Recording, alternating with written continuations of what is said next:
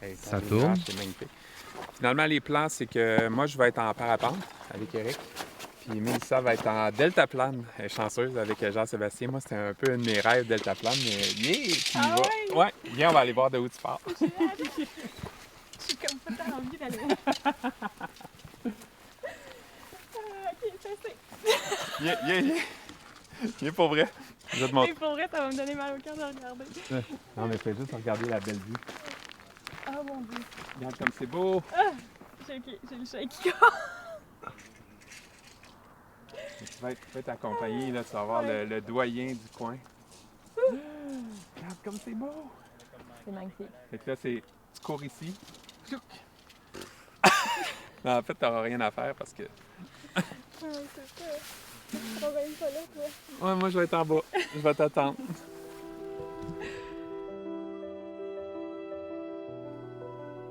On vous invite à partir à l'aventure avec nous dans la plus belle région du monde, l'Est du Québec. Au cœur de ces paysages grandioses, on rencontre des passionnés de plein air qui nous partagent leur amour pour la nature.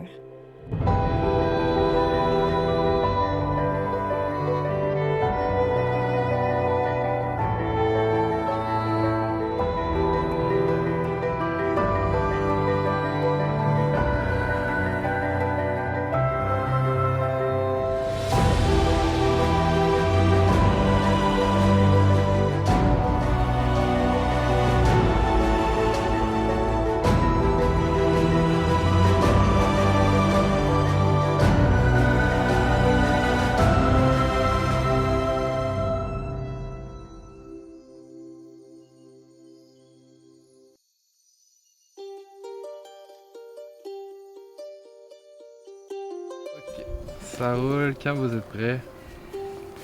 On est presque arrivé. Ouais, tu sais, quand on monte des montagnes, là, il y a comme tout le temps une partie de dépassement de soi physique. Là, on monte une montagne, mais pour une des rares fois, on la redescendra pas à pied. Qu'est-ce que On ça va te la fait vivre? sauter. On va la sauter. Qu'est-ce que ça te fait vivre? Ben, j'aime mieux pas y penser tout de suite. On dirait que. Il y a comme...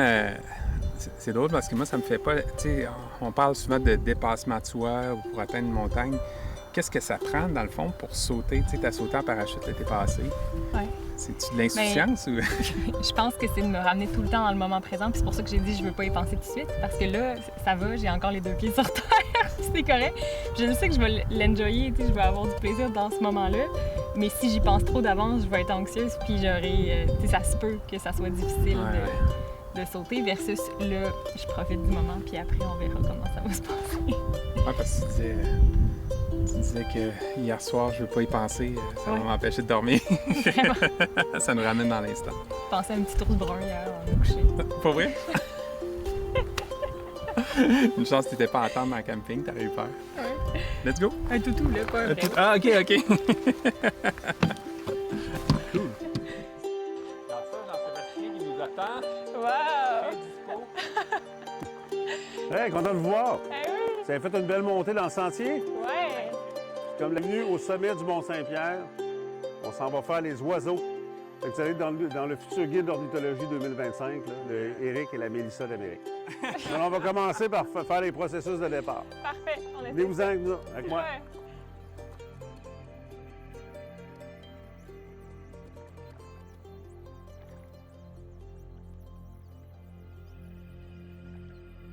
Qu'est-ce que ça va faire, le village du Mont-Saint-Pierre? C'est une belle place, moi je dis souvent, pour te déconnecter. C'est calme, tu peux te faire des petits feux de plage. Tu as le parc de la Gaspésie qui est à 27 km en arrière, le Mont-Jacques-Cartier, le dernier troupeau de caribou du sud-est du Québec. Tu peux faire une belle randonnée pédestre que vous avez faite tantôt, parce qu'on a refait le sentier. C'est un sentier signature, le sentier Delta, il existe depuis longtemps. On l'a tout refait pour qu'il soit par palier, plus accessible pour les gens. Il y a une belle escalier avant la croix, puis il y a une belle escalier de la croix au sommet qui longe la crête. Saint-Chauvin, je trouve ça de toute beauté. Je sais pas comment vous avez trouvé ça. Mais... Ouais, magnifique, vraiment. Fait qu'on a fait ça. Puis il y a les spectacles, il y a les deux spectacles. En plus, en bas au village, on a une troisième expérience virtuelle. C'est le centre de découverte virtuelle. Depuis que, tu sais, j'ai déjà sauté en parachute, mais depuis que je suis tout petit, que je rêve de voler. Tu sais, je me dis voler, puis un jour, je vais faire du deltaplan. Bon. Aujourd'hui, j'ai transmis ce rêve À moi? à Mélissa. Oui. C'est bon. Mais je vais avoir le même feeling. Tu vas triper, tu vas voir, c'est le fun. Ah, genre. Hey. Wow. des frissons pas de nervosité, là, mais tu sais, de bonheur. Là. Ça me fait vraiment dans ça, là.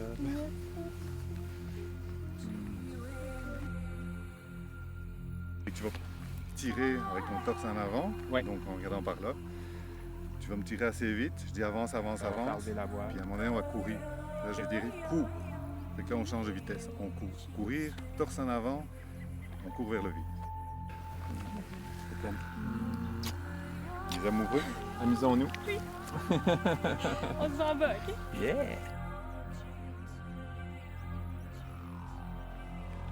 On est rendu en haut sur le top de cette belle montagne. J'aimerais, Jean-Sébastien, que tu nous parles un peu de... ça a commencé comment tout ça, d'ouvrir une école? C'est une école ou c'est... Oui, il faut une école, il faut être instructeur en deltaplane pour pouvoir faire des vols d'initiation. Il faut être instructeur et formateur en tandem pour pouvoir faire voler les gens. Allez, on avance, on court, on court, on court, on court, on court, on court, on court, on court, on court. Oh, Wahoo! passez tes bras en arrière, en arrière. On va, c'est bien assez. Yeah! Moi, j'ai ouvert vue du ciel. J'ai commencé à voler en 91, ça fait 33 ans quand même. C'est ça. C'est un ami qui me disait qu'il voyait des arcs-en-ciel circulaires sur les nuages, puis il volait avec des aigles. Moi, j'étais étudiant en photographie, puis je trouvais... C'est la poésie dans le vol libre qui m'intéressait. J'en ai fait une dizaine d'années pour mon propre plaisir, à voyager, en faire ici, en volant en solo. Puis après 10 ans de pratique, j'ai décidé de devenir instructeur et de faire des vols d'initiation, faire partager ma passion, au fond, avec les gens, comme on va faire tantôt. Oui. J'ai commencé, j'avais pas vu du ciel, j'avais mon petit camion, une petite pancarte. Puis après ça, là, j'ai acheté l'ancien magasin général de mon grand-père et de mon oncle. Puis j'ai installé vue du ciel là-dedans. René qui passe en parapente. Bon vol! Alors, Mélissa, as-tu quelque chose à dire avant le grand départ? Caméraman, je pense que c'est une job que j'aimerais bien faire dans la vie. Faites un petit switch. C'était ça. C'était pour pouvoir aller vivre la poésie qu'on vit dans le ciel, la contemplation, la méditation. Puis, ouais. Fait que c'est pas long que l'adrénaline descend puis que l'état de bien-être apparaît là, quand tu voles. Ah, tout de suite. Je dirais de l'adrénaline est au décollage pour bien réussir son décollage. Puis après, dans les airs, c'est plus le niveau poétique, contemplatif qui embarque. Ah, wow. Je dirais, moi, qu'est-ce qui rend ce site-là exceptionnel et attractif? C'est que c'est beau. C'est une vallée glaciaire. Mont-Saint-Pierre, c'était créé par le temps. Là. Il y avait des glaciers qui se sont retirés, ça a créé cette vallée glaciaire-là, qui est dite dans les termes géologiques parfaite parce qu'elle débouche franchement sur la mer. Donc, voler dans ce paysage-là avec les chic-chocs, on voit le Mont-Jacques-Cartier à l'arrière. Il y a le fleuve avec la côte nord de l'autre côté. On voit des fois des baleines. Tantôt, ils ont vu un esturgeon en vol. On voit toutes sortes de choses, des belugas. Mais la beauté du site, puis ce qui a fait connaître le site, que ça a popé dans les années 80, c'est que il y avait des Américains qui sont venus d'Hawaï, puis ils ont découvert les conditions qu'on appelait avant, on appelait ça des vents super parce qu'on pouvait voler des heures de temps. Ils ont baptisé ça les Magic Winds, les vents magiques. Fait que c'est ce qui a fait connaître le site. Les gens venaient ici, puis décollaient, pouvaient monter à 5000 pieds, 6000 pieds, 9000 pieds, et puis voler des heures. Le record est de 12 heures. C'est ce qui a fait connaître le site. C'est ça, tu peux voler longtemps, tu peux faire des longs vols méditatifs à contempler la planète. Tu peux se connecter ou se déconnecter. C'est possible. Merveilleux. Ben, merci vraiment pour ce beau moment d'échange. Bon. Et là, on s'en va voler. Est-ce que t'es prêt? Ah ouais, Tu vas faire le grand saut? J'espère. Ça va bien aller, Mélissa. Oui, c'est ça. Parfait. Merveilleux. On Good. s'installe. On s'installe. Ouais. Coupé. C'est correct? C'est vraiment hot.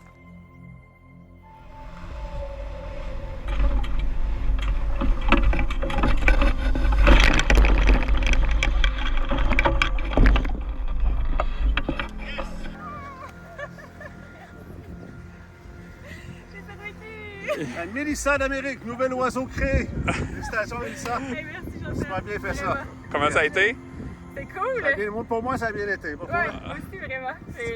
C'est des belles sensations, là. Good. J'ai envie. C'est quand même bon, la terre.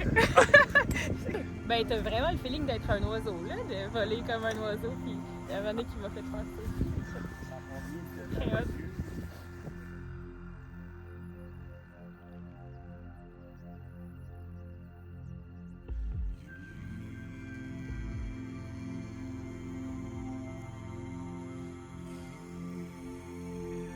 Moi, quand j'étais jeune, ça a commencé à l'âge de 10-12 ans qu'on a commencé avec la famille, les amis, à à descendre la rivière en canot. Je viens d'un petit village de la baie des Chaleurs, c'est Saint-Alphonse. C'est un village côtier de la rivière Bonaventure, mais dans les terres. On s'en va faire du canyoning, première fois de ma vie. Moi aussi. Ouais, j'ai hâte de vivre ça. Cool. La vie est remplie d'aventures. J'ai donc découvert le canyoning sans savoir que ça s'appelait du canyoning parce que c'était le ruisseau Creux à Saint-Alphonse. C'était un autre affluent qui on trouvait des belles fosses pour pêcher de la truite ou juste pour se baigner, aller voir dans le fond avec les masques. Ça fait que moi, j'ai toujours bien aimé jouer dans l'eau. Puis j'étais du côté sud de la péninsule. En transférant du côté nord, c'est le côté, les rivières, l'eau limpide encore une fois, avec la proximité de la montagne et de la mer. Donc ça complète beaucoup ce qui me fait triper. Mais dès la première année, on offrait le kayak de mer à partir d'ici à Saint-Anne-des-Monts. Puis à un moment donné, simplement en allant explorer la petite rivière qui coulait juste à côté, c'est là que je me suis aperçu qu'il y avait des fosses d'eau limpide, des bassins avec des falaises, qu'on pouvait se baigner, continuer de jouer dans l'eau, mais pas avec aucune embarcation, pas de kayak, loin de la mer un peu. Donc, au final, c'est ça. Je me suis questionné, j'ai parlé avec les autres collègues, on s'est dit, pourquoi pas qu'on laisse les embarcations sur le bord de la mer, on circule en combinaison néoprène pour pouvoir juste se baigner, regarder c'est quoi l'eau qui a façonné la roche lors de son passage et tout. Ça fait que c'est nourrissant de voir les réactions des gens à chaque fois face aux éléments. Puis justement, je passe à un endroit, j'ai regardé. Le lendemain, si je regarde au même endroit, dans le fin fond de la forêt, bien, on dirait qu'on voit tout le temps un peu plus loin. On voit tout le temps un peu plus de choses. C'est comme en mer, à force de guider, ton œil s'habitue, puis tu vois beaucoup plus. Tu as plus de possibilités de voir les baleines parce que à force d'y être, puis tout le temps avoir l'œil aiguisé à ça, c'est probablement la même chose dans n'importe quel domaine. Là, mais moi, ça me nourrit beaucoup. Ouais.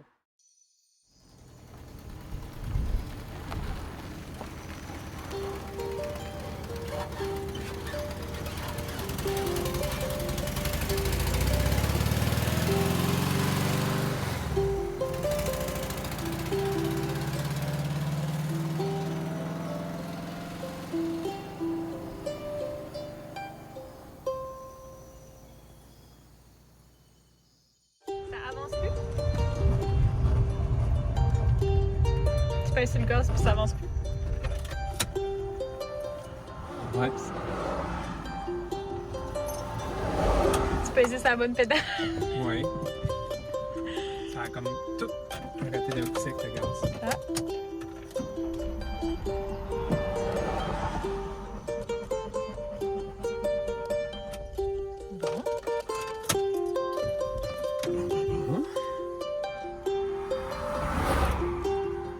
Ça va être les aventures de la Westphalia au garage. Sagesse Montagne et Westphalia au garage.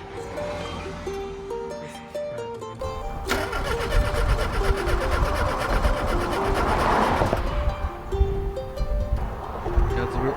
Yeah! Fait que la West a décidé de plus avancer. Ça fait partie des plaisirs de l'aventure. La belle Ouest vient de partir sur la remorque, puis j'ai l'impression d'être tout nue. J'ai l'impression que nos choses sont là-dedans, puis que là, on devient des itinérants. On est des sans-abri! On est des sans-abri d'Ouest. Là, regarde, on est tous sur le bord de la 132. Ben non, on est pas sur le Ah, là, c'est correct. On est pas si on a des bobettes. Non. Non.